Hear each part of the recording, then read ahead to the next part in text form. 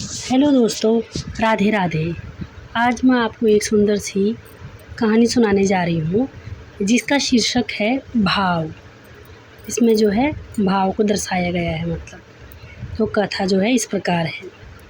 एक बूढ़ी अम्मा थी, उनकी 3 बहुएं थी। 3 बेटे थे तो 3 बहुएं थी और नाती पोते वगैरह थे। जो वो दादी थी वो अपना भोजन स्वयं बनाया करती थी और खुश होकर बनाया करती थी। कभी किसी से कोई शिकायत नहीं करती थी। बहुएं बोलती भी थी कि माँ जी हम बनाएंगे, आप क्यों बनाती हैं। पर जो दादी थी वो स्वयं ही अपना भोजन बना लिया करती थी। एक बार उस दादी से मिलने के लिए कोई सहेली गई उनके पास मिलने गई थी।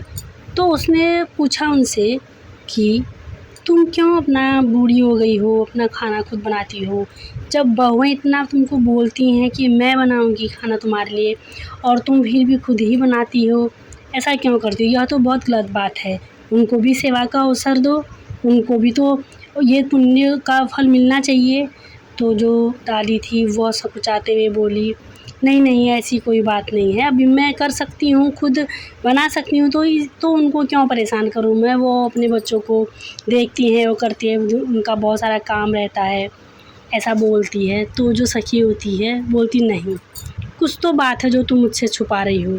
तुम्हारी आंखें कुछ और कह रही हैं, तुम्हारा हृदय कुछ और कह रहा है और तुम्हारी वाणी कुछ और कह रही है।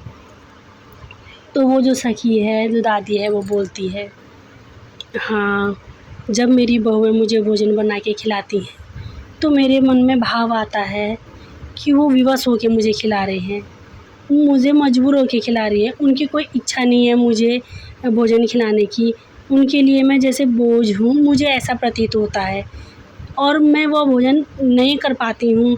मुझे लगता है यह भोजन करने से अच्छा है मैं भूखी रहूँ, इसलिए मैं जब तक मेरे हाथ पैर चल रहे हैं मैं भोजन खुद बनाती हूँ।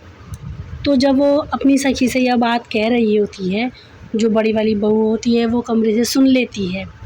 तो उसको, बहू को जो है बहुत बुरा लगता है। वो बोलती, सच में हमारे मन में ये भाव तो आते हैं, इनको बना के खिलाना पड़ता है, बैठी रहती हैं, पड़ी रहती हैं, यह कर सोच के हमारे मन में भाव तो आते हैं भोजन बनाते समय, और इनको वो भाव महसूस भी हो जाते हैं।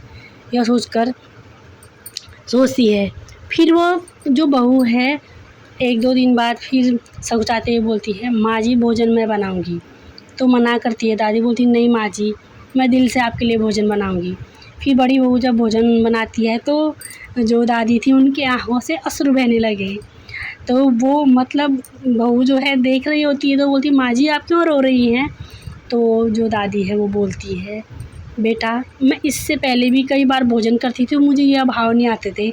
आज मैं जो यह भोजन कर रही हूँ तो इसमें मुझे तुम्हारे मन के प्यारे प्यारे सुंदर सुंदर भाव महसूस हो रहे हैं कि तुमने मेरे लिए कितने प्रेम से यह भोजन बनाया है।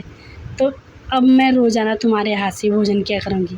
तो यह देखकर जो बाकी 2 छोटी बहुएं थी वो भी अपनी जो सास की है खूब अच्छे से सेवा करने लगी।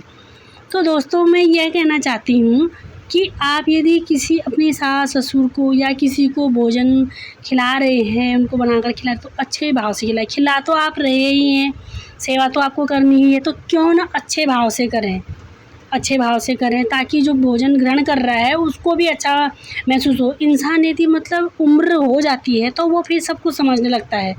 एक तो उसको यह होता है कि मैं कुछ नहीं कर रहा हूँ, मैं इन पर ऑलरेडी बोझ हूँ। तो वो यह सोचकर पहले तो वो ऐसे ही दीन रहता है, फिर उसके बाद आप 2-4 शब्द भोजन बनाते समय बोलकर जो खिला देते हैं तो उसके मन में उससे भाव फिर और अधिक बुरे आ जाते हैं और उसको लगता है कि मैं बोझ ही, इससे अच्छा मैं खुद ही बना के खा लूँ। तो ऐसा ना करें। यह तो आपके सौभाग्य की बात है कि आप खुद भोजन बनाकर खिला पा रही हैं। सामर्थ्य है दुनिया में, कितने सारे ऐसे हैं जो सास ससुर की सेवा करने के लिए तरसते हैं, उनके पास नहीं होते हैं और वह बहुत प्रेम भाव से करना चाहते हैं लेकिन उनके पास नहीं होते हैं। तो आप सेवा करो और इसका फल आपको मिलेगा, क्योंकि आपके भी पीछे बच्चे हैं, वह भी आपको देखते हैं, आपको देखकर सीखते हैं। तो जैसा आप करेंगे वैसा आपके बच्चे करेंगे। इसलिए आप अपने जो घर में बुजुर्ग हैं उनकी सेवा अच्छे से करें, उनको भोजन वगैरह अच्छे से खिलाएं, उनके वस्त्र आदि अच्छे से धोएं, क्योंकि जो आपके पति हैं उनका उन्होंने बहुत किया है। तो आज आपकी बारी है कि आप अपना फ़र्ज़ अदा करें। तो राधे राधे आप सभी को।